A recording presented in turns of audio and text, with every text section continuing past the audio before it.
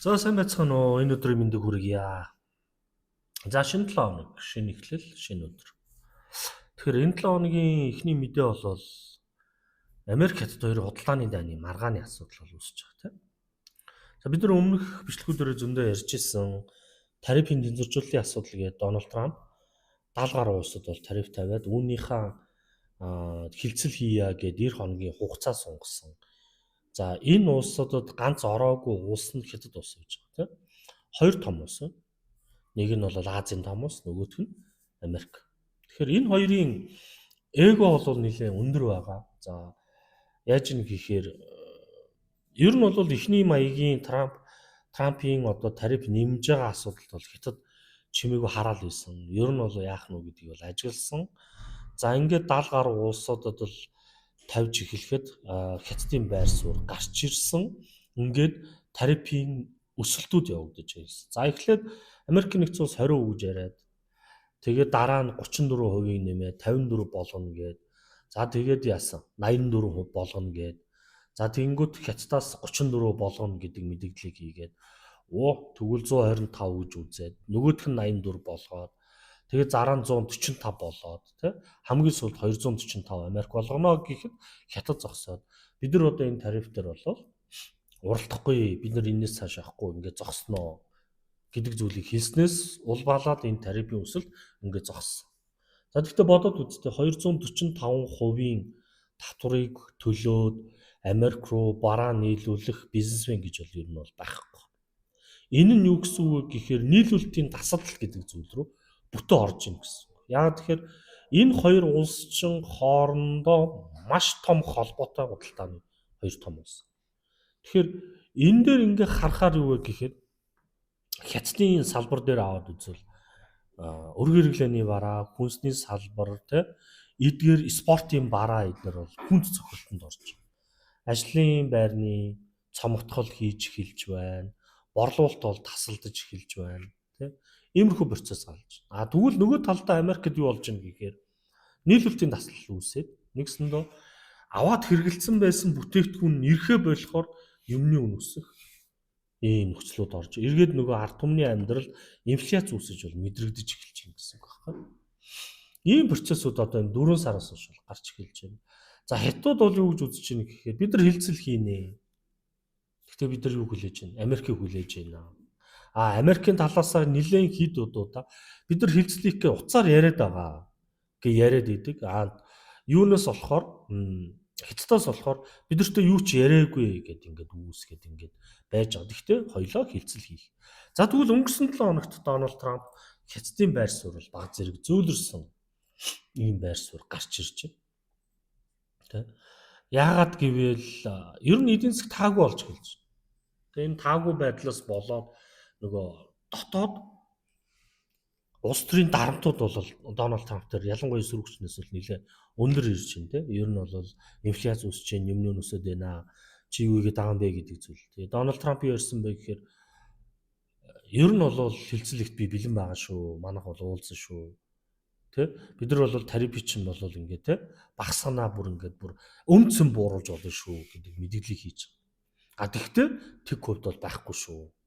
За энийг нь шинжээч нь юу гэж үлдсэн гэхээр нэг 40-50% бол очих боломжтой юм байна гэдэг зүйлийг яриад за тэг хилцэл хийя гэд яриад байгаа. Хятадын талаас юу гэж юм гэхээр өмнө тавьсан байгаа тарифуудаа бүгдийн түр зогсоо. Түр шүү, ер нь зогсоо. Тэг хилцэл хийя гэдэг ярьж байгаа.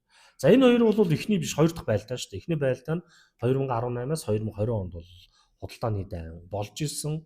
Энэ дээр багц нэгийг хэрэгжүүлээд багц хоёр дээр ярихжсэн чинь ковид гараад энэ хилцэл талаар болж исэн. Тэгээ энийг үргэлжлэх магадaltaй гэж үзэж байгаа юм байна.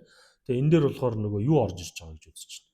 Оюун өмчийн асуудал дахин сөхөгдөж орж ирж байгаа. Нэгсэндээ оюун өмчийн хулгайн асуудлыг бол хятадыг бол нэлээд шүүмжилдэг Америк нэгдсэн улс.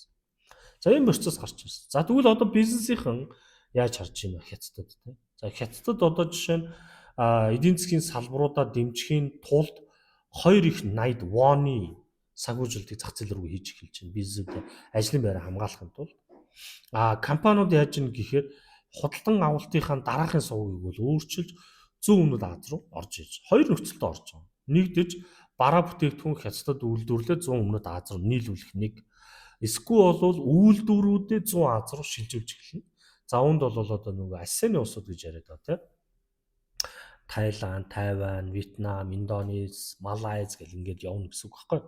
Энэ улсууд үйлдвэрөө байгуулад энэ үйлдвэрээс Америк руу бараа экспортлох ийм жанр руу явах. Энэ жанр 2018, 19 онд бол орж ирсэн. За энэ бол бизнесменийн амьдрах арга хайж байгаа руу бол хятадын хувьд бол энэ ашиггүй болж эхэлж байна гэсэн үг байна. Яг тэгэхээр үйлдвэрлэж байгаа нь хятадаа үйлдвэрлээд гадагшаа экспортлол үр ашиг нь хятадаа үлдэх гэдэг. Гэтэл энэ үйлдвэрүүд нь Тайландд очлоо, Тайландд үйлдвэрнэ, Тайландын ажилтнууд ажиллана, Тайландд татвар төлнө, олсон үйлдвэрсэн юм Америк руу орно. Тэр бизнесмен байж байгаас биш хятад өгөөж харагдахгүй байгаа гэсэн үг байхгүй. Тэгээ энд бол таалагдахгүй байна. Тэгтэл гарал уусал 3 дахь улс руу үйлдвэрөө байгуулад бусад улсууд. За хятадууд энэ дээр ямар арга хэмжээ авч байгаа гэхээр түншлэн өөрчлөх янз орж ирж байна. За 100 Аз руу нэлээд халдж байна. Дээрээс нь Европ руу орж эхэлж байна. За Европ руу орохдоо Их Британи, Анги, Герман, Франц эднэр л бол нөгөө хамтын ажиллагаа сайжруулахын тал руугаа орж ирж байна. За энэ асуудлыг бол Рубио жишээ нь юу гэж ярьсан бэ гэхээр Их Британи бол бие үнэлж байна, Хятад бие үнэлж байна гэсэн утгатай юм илэрхийлж байна. Ер нь бол жоохон дургу байгаа гэсэн үг байхгүй. За тэгээ Америкийн нэгдсэн улс Дональд Трампын хувьд бол өнгөрсөн зоонод авсан том оноо бол Украины гашигт хамтлагийг ашиглах гэрээ хийсэн нь Хятадаас авдаг ашигт газрын ховор металлынхаа нөлөөллийг арилгах маш том суурийг тавьсан нь маш том оноо авсан. Үр дүнд нь долларын ханш үнссэн, алтны ханш үнссэн ийм процесс гарч байна. Тэгээ ямар ч хэлсэн энэ хоёр 4 сараас хойш хэрэгжүүлсэн худалдааны дайны хурц шүн зөрчлүүд ерөнхийдөө бол ийм зөөлрөх ханд руу ороод Трамп бол зөөлрж байна. Ямар нэг хилцэл хийя, бууруулаад өгч болно шүү. Нилээн бууруулнаа. Хятад ч гэсэн бид нар хилцэл хийнэ. Яагаад гэхээр хятадын үйлдвэрлэлийн үзүүлэлт нь 2 жилийнхэн доод хэмжээнд очил унчаад иж байгаа юм. Ер нь бол ажлын байр байгуулаад нүдэн дээр ингээд ерөнхийдөө ингээд үзүүлэлтүүд нуудаж эхэлчихэ. Эдгээр мэдчих байгаа.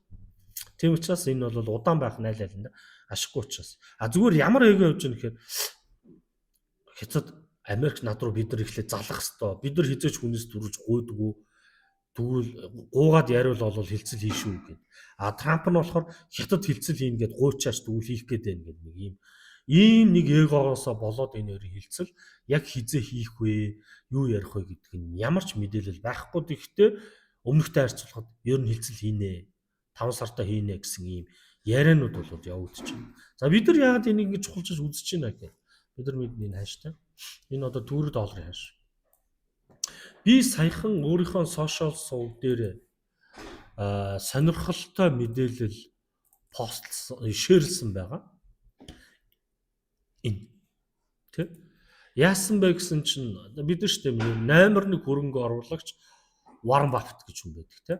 За энэ хүн маань сая хагасаа өдөр нэлээд том чуулганд оролцож үг хэлсэн. За энэ дээр бол манай Монголоос нэг энэ залуу асуулт асуух боломж олцсон байсан.